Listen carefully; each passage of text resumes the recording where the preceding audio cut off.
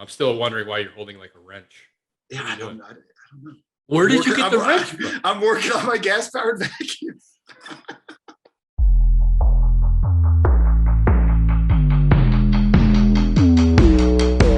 Hello, and welcome. Nationwide, AMC.com. Let's go. Feel the energy. Feel it. Yeah, you like it? You like it? Hey, first show, we got to come out the gate swinging. Let's do this. Michael Schwartz, outside account manager, Nationwide Property and Appraisal Services, here with. And I'm Charlie Johnson, Vice President, Account Manager, coming to you live from Northern Virginia. We are here to drop a little education on you, a little knowledge. Let's talk about appraisal. Let's talk man. about the business. Let's talk about everything. Let's get it out there. The people want to know what is going on in this world right now. And Charlie's here to tell you. Oh, everybody cares. Everybody cares. You're the guy. You're the information guy. So we're going to let you do that. And I'm just going to randomly plug what I think the tagline for this show and Nationwide should be. All right, special reveal on that. All right, special reveal. Yeah, a little sneak peek. So, all right, well, let's talk about some fun stuff, I guess, in the market. The exciting world of appraisals. The exciting world of appraisals. Exactly. This is what we bring to you. Yeah, absolutely. Everybody loves talking about appraisals. Live and in color. Yeah, it's everybody's favorite part of the purchase, refinance, mortgage process, right? Yeah, I like to say it's like the sexiest part of the industry. Ooh, that's what we bring to the table. Yeah. I mean, we're not just two guys with good hair. Like we bring other things to the table. We're Justin Timberlake. We're bringing sexy back. Bringing sexy back, yeah. So let's see. First and foremost, how about everybody's hot topic, like alternative valuation stuff? Okay. All valuations. So there's not a lot out there, even though they are approved, right, for Fannie and Freddie, but everybody's kind of scared ultimately. Like what's the benefit? We're trying to sell a benefit, time, but ultimately the cost is coming in right now anyways, right around the same. Mm-hmm. So, I mean, what do you think we're going to do with these? Personally, I just think there's a lot of confusion on them, and I think it's all the way around. I think some of our lender partners don't know exactly when they can order those, when it does fit what they're trying to do with their loan. Do appraisers have a complete understanding on what to do with them? Does the AMC have a complete understanding what to do with them? I just think it's one of those things that it's that new situation where people are afraid to try something new and kind of really dive into it and trust it. We have a tried and true process. How long has the appraisal process been around? How long have we done standard conventional appraisals? Right. Yeah, I was talking to one of our larger clients yesterday about it, and they're like, "Yeah, it's not for us right now. We're gonna stick with what we have, and we're not quite ready to dive in and start ordering those or accepting them."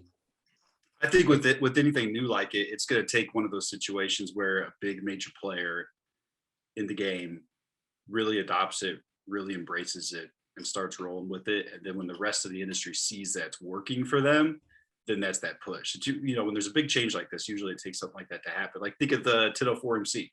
Oh yeah. They said those things aren't required anymore, but look at how many people still want that within the report, still ask for it, still come back for it if it's not in there, when it's been stated for a year and a half, 2 years now that the MC is not even required. So You're right. Some of them, some of the even so, like some of the underwriters still come back like, "Hey, we really would like to see this." Mm-hmm. But okay, well, it's not required, but sure, we'll get it to you. Even though it is kind of a misleading form as it is. Right. So I mean, we, as the big company that we are, of course, we have all the opportunities when the lenders are ready. So, like, whenever they're ready to flip the switch. Yeah, do you have that? Do you have that pulled up? Do you have your form pulled up? Let's see here. Let's dive into this computer. Yeah. Got a fee schedule and everything. Nationwide is beside you. We can say that instead of on your side, right? Hey, beside you kind of sounds creepy. So maybe we work with something else. It's we're the creepy uncle. Everybody has one. It's usually Uncle Mike. So I fall right into that category. Let's see here. Did I put it in the fee schedules? I will say that the fees are attractive. That the ones that the fees are definitely attractive. And I mean, perfect example though is there is, somebody came out of the blue, I think yesterday or the day before, that we used to work with years ago and reached out to us and started asking about the all valuations. It's something that I don't think you can go at it alone as a lending company. You can't try to tackle it. I mean, it's tough. You're going to have to go through some sort of third party that has the suite set up like what we do with all the forms, all the different fee schedules. So we already have the relationships built where we can make those happen. Going at it alone, it's going to be a nightmare. So you're going to have to find a partner to do it with regardless. Right. Yeah, you're absolutely right. Did you find it? I pulled mine up. You pulled yours up. I forget where I put it. This is great. Organization at its finest. There it is. All products. You're looking at the nationwide alternative valuation product suite, aren't you? Yeah, that's right. That's right. All right. Like honestly, I have a lot of clients that get into the ARV space, 1 and 2 value stuff. So those were instantly attractive to them. In the non-QM private money space. Those are easy sells because again, typical 2 value report is like 700. I mean, plus it can be just because the guys are putting a lot more effort and research into it. Yeah, even if they do require, and for anybody listening that doesn't know, 2 value reports, so it's going to be as repaired and then as is. So they're planning on doing some improvements to the properties. They want to know what the property is going to be worth after the improvements are done, but they also still need to know what the property is worth at this time. And so the appraiser has to do 2 complete valuations. I mean, sometimes they require 2 separate grids. Sometimes they think it's as simple as a statement in the report saying the as-is value is this, but we all know they have to go through that same process as they would if they were putting it on the grid to come up with that. Absolutely. Yeah, absolutely right. Yeah. They're it's a big undertaking. Yeah. Oh yeah. And man, if we could some of these that we're quoting less than a week to flip some 2 value reports, where in some areas could be 2 weeks, could be longer just because of market conditions or what have you.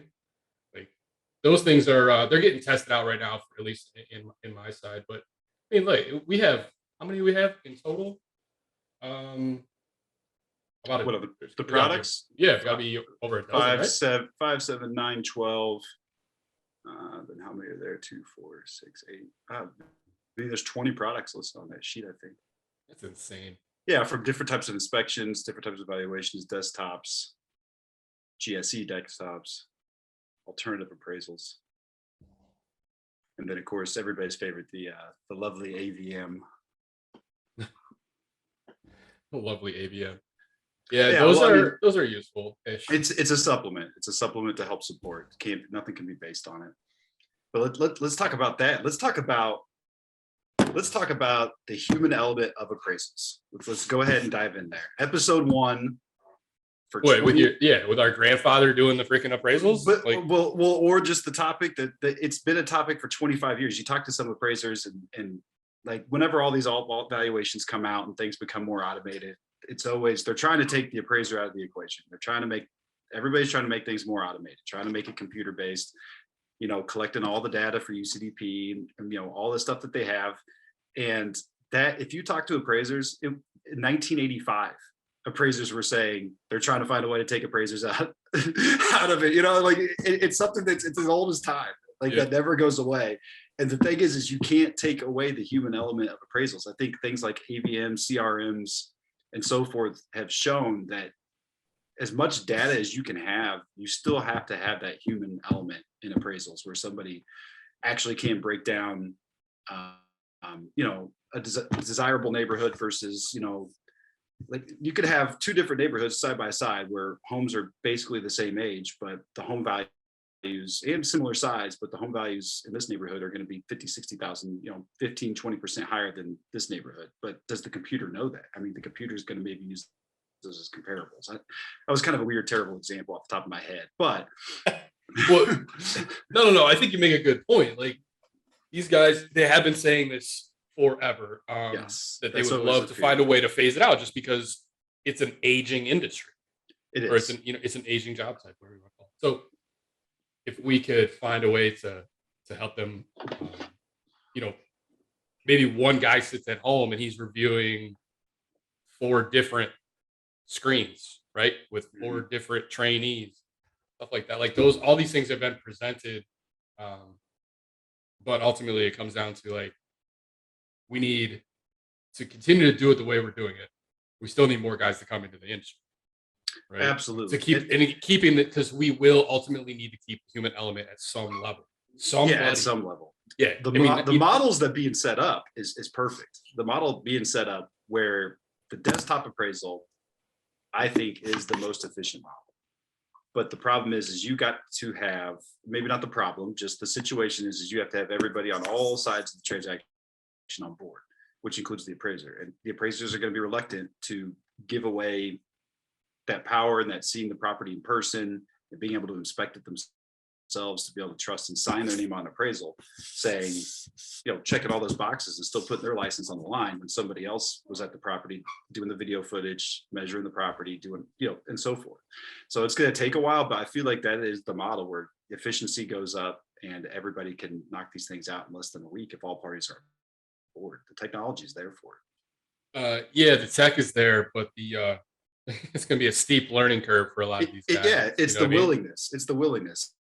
It's something that's going to take time. And I think it is, nothing against the appraisers we worked with for tons of years, but it's going to take that new wave, that younger generation of appraisers coming in that really embrace the tech side of it to really start ramping that up and push it through, I feel like. Yeah, it will. But to your point earlier, like it's been a conversation for a number of years, right? Maybe longer than me and you've been around. At least maybe before we were born. They've been talking about. Oh yeah, I've only been around for like 2 years, right? Fresh out of college. Yeah. Fresh out of college. I wish. The gray hairs say otherwise. Man, they're popping in. It's getting bad. Gosh, that's because we have daughters. Yeah, no. Gosh, we don't even need to go there. No, that's the problem. They are the problem. I tell my daughter every day, "You're a problem." Yeah. Like, you see, I got to go cut them out. This right here is because of you. Yeah. Yeah. Oh yeah. My wife's 13, like, hey, going into 8th grade. It's like, she's bugging me tonight to go to the movies with their friends. I know what going to the movies means. It means a group of girls goes to the movies, a group of boys goes to the movies, and they all meet up. And it's like, no, you need to be that guy in the back, like in the very last row. Trench coat. Should I be trench coat, Dad? Show up with like sunglasses on, a hat, trench coat. I know the trench coats are creepy. I'm not there to be creepy. I'm just Don't get me wrong. Like I've seen enough back. 80s movies where it's funny. What else can we talk about today? How about, all right, so the industry as a whole, mortgage industry as a whole, has been all doom and gloom for months, right? What are you talking about? It's a great time. Yeah, it's a great time to be an investor, but it's not a great time to be, I don't know, a loan. It's still a good time to be a loan officer. You can still make some money. My brother's in it. Got a lot of friends in it. My father is still in it now too. But you see, so all the news is just covered with this company closes, this company goes out of business, this company sold to this company. So it's encouraging when there are some companies that are merging or acquiring others to try and help, keep things rolling for those people. I know like Sprout and FGMC was a huge hit to a lot of people. Those guys go out of business. Yeah, that was kind of an eye opener, wasn't it? People just kind of, oh God, yeah. Whoa, but look, it's not. But the point is, like, it's not. The sky's not falling. No, like there's still so many companies out there that are bringing these people in and helping them out, giving them an account executive job or whatever they were doing before. I think ultimately the people that are really going to hurt are the ops people. There's a million processors. There's a million underwriters. That's the problem. Like, there's only so many seats in a company for that kind of position, right? Yeah, but the good thing is, people are always going to need to buy houses. People are always going to need to move. Yeah, that's the thing. You're right. It's never going to go away. How long have you been in this business? 7 years. 7 years? Yeah, coming up on 7. Yeah, because 4. Dude, this month is my 4-year anniversary at Nationwide. Hey. This will be October, November will be technically 11 years for me. 11? Yeah, I started in 2011. Are you older than me? I just started a tiny old nation. We are not going to tell the people my age. I'm 25 if you're asking. Been in the business for 11 years and I'm 25. No. There's no way. I'll put it out there. I'm going to be 40 this year. No, you got me. I'll be, I just turned 37 a couple months ago. You are a lifer in this industry. I've been in it for, started at a small little baby AMC, learned the whole business from the ground up. We were getting like 15 orders a day when I first started, 15, 20 orders a day. And grew that puppy to about 200 orders a day, 220 at our peak. And then, I've been at Nationwide for about 3 years now, I think, because you were here about a year before me, weren't you? Yeah, before the acquisition stuff. Yeah. Or before everybody completely merged, right? From you guys. Yeah, Nationwide, we're a happy family of how many companies now? Is it 5, 6? 5 companies. That's something we got to tell the people about. We are, we cover the nation. We really are nationwide. We got that. We are the nationwide company with your local feel. That's what it is. Local divisions. And we're right beside you. You just lost like half of the women that were watching this. We are beside you. Is it gonna be embarrassing if we try to name all the divisions and fail to do so? But I think we got it, right? Well, let's be honest. Like 2 of them. There's only 3 left. 2 have completely migrated into Nationwide. Yeah, Order Pro USA, if you recognize the name, is Nationwide. No more. The Order Pro name. It's still on some of the signage that we have, though, just to show our roots of where we came from.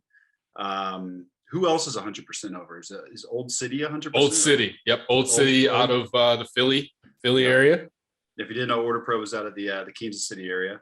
But then we have First Choice out there in beautiful Oregon. The great Northwest. Man, I love the weather out there for about 3 months of the year. Springtime in the Northwest is fantastic.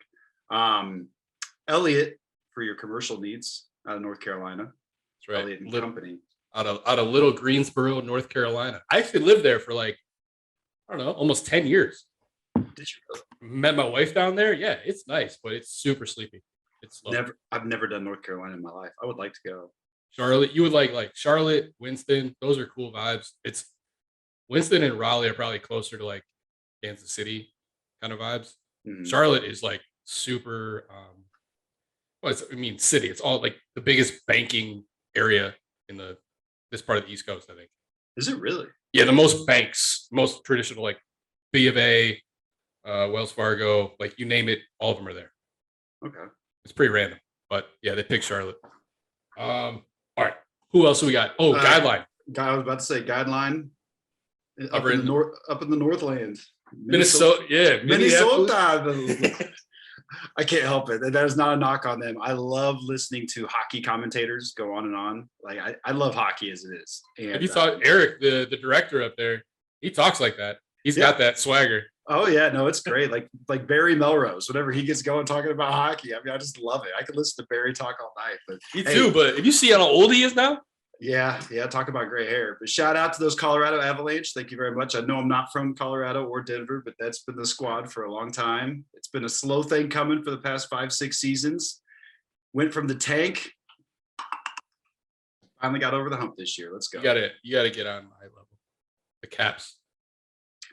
I think you guys are going the wrong direction. No. I mean, we're aging in the wrong direction. Like, you ever talk to Ricky Bobby?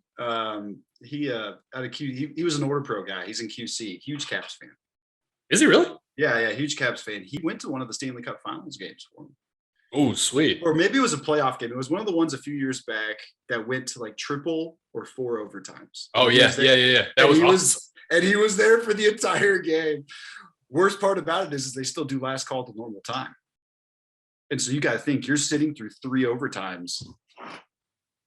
Just empty-handed. It's terrible. Oh no. Terrible situation. You gotta bend the rules a little bit or something. Come on. Stanley Cup. DC's a real problem.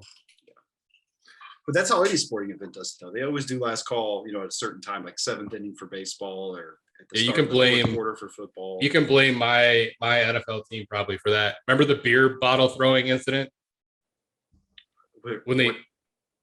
We were playing, I forget. Actually, you're the Browns, aren't you? Yeah, we're not going to go into that because that's a whole nother tangent. Yeah, what is going on with that? Dude, no, I'm not doing it. I know this is an appraisal talk, and this is a sports minute. We are right beside you. So no, it was it had to be almost 10 years ago now, but they were serving beer into like the fourth quarter, and we lost in like the last like couple seconds, and the fans blamed the refs naturally and threw beer bottles at them as they walked off the field. It was raining beer bottles. But anyways, yeah, it was. You can thank my fandom, my fans for that. Yeah, absolutely. So I think we cover all the divisions. I think we covered, and Nationwide being the longest standing AMC, right? We were the very first licensed AMC. Is that correct? Right, 2008, friend. License number 001 in Arizona. Is that Arizona? I believe it's Arizona. Yep. So Arizona was the first state to require an AMC license. Is that how that comes about? So that's how it came. That's how I'm putting it together. If we're wrong, I'm sorry, but we're still right beside you. We're always here for you. In a non-creepy way. In a non-creepy uncle way. Yeah. Yeah. So 2008. It's been a long run. We've had a lot of growth in the last 3 years. A ton, yeah. Because when I came on board a little over 3 years ago, it was just Nationwide and was Order Pro the first division to come on board. Yep. And then the chips started to fall from there. Well, we doubled in size like overnight. Yep. That's pretty sweet. So yeah, so like we said, a lot of local divisions, local feel, still got a lot of those offices in place. So you get that local appraiser feeling, but you have the national support system behind it. So no matter where you are, we are right beside you. That can't be the tagline. I think that's great. We got to come up with something more, something better. No matter where you are in this country, we are right beside this thing is dead in the water if that is our tagline. I'm not trying to infringe on our good friends in the insurance business. So we are right beside you. I'm sticking with it. We're going to put this to a vote. Eventually, we're going to put this to a vote. There's going to be some kind of way to send out a survey. Nationwide, we are right beside you. Oh, God. We're in trouble. It's like a marriage. Till death do us part. To us part. Yeah, we got you. Sickness and in health. I'm still answering my phone calls when I'm sick. When was the last time you took a sick day? I can't even remember ever taking a sick day. Like a real sick day? An actual sick day where you are so sick that you can't pull up your email on your phone, sit in bed with your laptop even because you feel like complete garbage. But actually to where you can't even function and have to have your laptop closed and you're just laying there in bed no. Can't do this today. I mean, I'll be honest, it's the first one I've taken in a long time was, I don't know, maybe early last month when I got COVID. I was gonna say, was it the vid? Did the vid get you?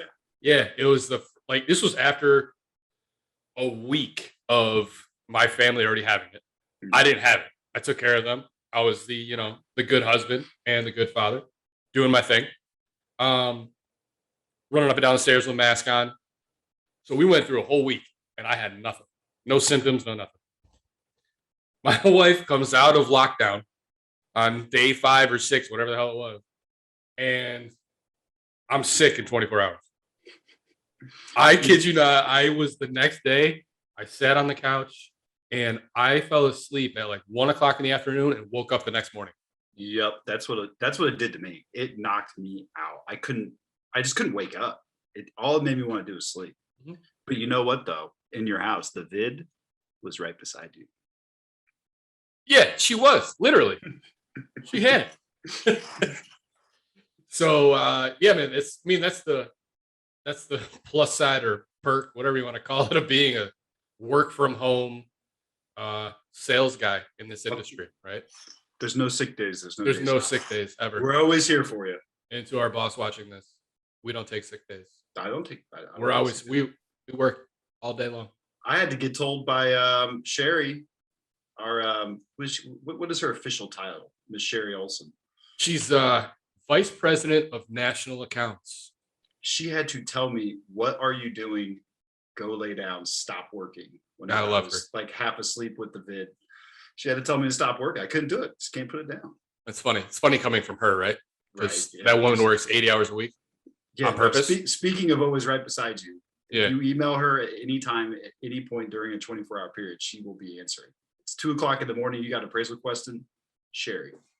God, she's gonna kill you for that. Let's put her email at the bottom of the screen. I got you. Yeah. At any point in time, put it to the test. Put it to the test. She will answer. Yeah, she doesn't need any help. Not sleeping, and not closing down her email. That's the AMC business. It's a partnership with everyone we work with. We are here to support and help you. Wouldn't you say it is a service more than it is providing a product? 100%. I would totally. We are providing a service. Yep. Being able to connect with, we pride ourselves on having our people connect with us basically at any time, right? Yes. Text messaging, email, call, smoke signal, whatever the hell they got to do. 1,000%. I think it definitely does go a long way, because ultimately, all AMCs to some degree are using the same guys, right? Same appraisers doing the same job. Right. It's just a matter of who do the appraisers like working with better, who gives them a little bit more leeway, or who gives them a little bit more money. And then on the flip side of that, for the lenders, it's who do they like to work, who do they want to hang out with? Who do they want to go get a dinner or a beer with?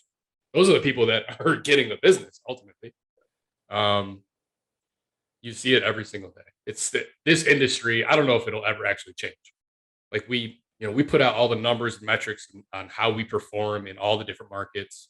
And they're great, and we try to, we're adding new technology advancements and ways from order flow or how we're communicating with borrowers and appraisers. But ultimately, man, it comes down to people like you and I. Who's got the nice smile? Who do they want to hang out with? They don't want to see my smile. Shameless plugs. So upcoming events. All right, here we go. Upcoming events. Where can you find Nationwide? Where will be? Drum roll, please. Guess what? We will be right beside you here as well. Where are we gonna be? Where are we gonna be right beside? All right, let's do. According to our newsletter, so go like and subscribe on our website, www.nationwideamc.com. Nationwideamc.com. August 17th, we'll be in Florida at the FAMP show in sunny Orlando. Let's see, August 18th through the 20th, we will be in the hot Las Vegas, Planet Hollywood, for the Originator Connect, their national show. It's their biggest one. Should be a good one. I thought you were getting ready to say Hotlanta. No, it's going to be like desert death hot in Las Vegas. I'm not made for that. Oh, no, I'm gonna be there. Vegas in August. Woo. Someone actually asked me to golf, and I was like, no, I'm out. I'm not doing that. People go at like 5 a.m. to try Yeah, to avoid the heat. I'm not getting up. Try to avoid the heat. 5 a.m. Cutting my evening short to go golf at 5 a.m. I would, depending on the course. So yeah, that rounds out. Well, I'm sorry, ValuNation Expo for all you appraisers watching this lovely edition. We will be at the ValuNation Expo in September, back in Las Vegas. Ooh, at the Mirage. The Mirage. Vegas is gonna be heavy this quarter. Vegas is the capital of conferences. It is, and I'm gonna be there way more than I need to be. Like one visit a year is good for me. I'm gonna be there like 3 times. Yeah, have you stopped and thought about how much you've been to Vegas thanks to conferences alone? Vegas and Atlantic City. Yeah, it leaves no desire to go to Vegas just as a vacation or anything. You get your Vegas fix by going through work. They're out. I used to go to Atlantic City twice a year because they had 2 shows there, or 2 residential shows for the NBA. And while it is a fantastic show, nothing against the NBA and what they do, but Atlantic City itself is just, one and done is for a year. I'm good. I mean, I would drive up from Northern Virginia, do the show, be there for like 36 hours and dip. Drive right back in the middle of the night. I don't care. It's only like 3.5 hours. So pulling an all night up in Jersey. It ain't bad. All right. So recap. You're going to catch this guy next weekend, right? Or I don't know when this is going to be viewed. So what are the dates now for the Originator Connect? August 19th through the 20th. Booth 319. We will be right beside you. ValuNation Expo, September 7th through 9th. Booth 13, right beside you. Lucky 13. And when is that NBA? I'm looking forward to the NBA. We will be in Nashville. I mean, you are going to get. There's no way for us not to be beside you in Nashville because there's going to be like 10 of us there. Of the best, absolutely. We will have a booth. It's a random number too. I'll tell you what it is. 14 something. 1400 C. So NBA annual is October. It's like the end of October, isn't it? I think it's right in the middle. As I check, fact checking. Very important these days. Very important. Yeah, because you'll be crucified on social media. Okay, 23rd through the 26th. That's technically the end of the month. Thank you very much. I'm going to go ahead and say that's a W on this side of the Zoom camera. I'll give you that one. Yeah, that's absolutely. Take the dub where I can get it. Yeah. Hey, we'll be in Vegas again for NAMM, which is in the beginning of the month, the 7th through the 10th. Am I going to be there? It's up to you, bud. That was my first show with Nationwide. Was NAMM. Caesars? Is it Caesars again? Caesars. It is. Oh, it is Caesars. Yep. Yeah. That was my very first Nationwide show. It's a doozy. There's a lot of people that go to that one. Yeah. So you might want to book your ticket.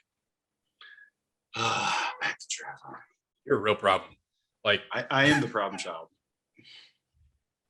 It's totally fine because I travel enough for everybody. I mean, if we really want to dive into it real quick, and maybe we can close the show with this, let's all be honest. Does anybody actually enjoy the entire booth show situation? Does anybody really enjoy it? I mean, granted, we love meeting new people, love getting a chance to connect with people that we already know, we're already working with, get a chance. Obviously, as salesman, you want a chance to meet new potential clients.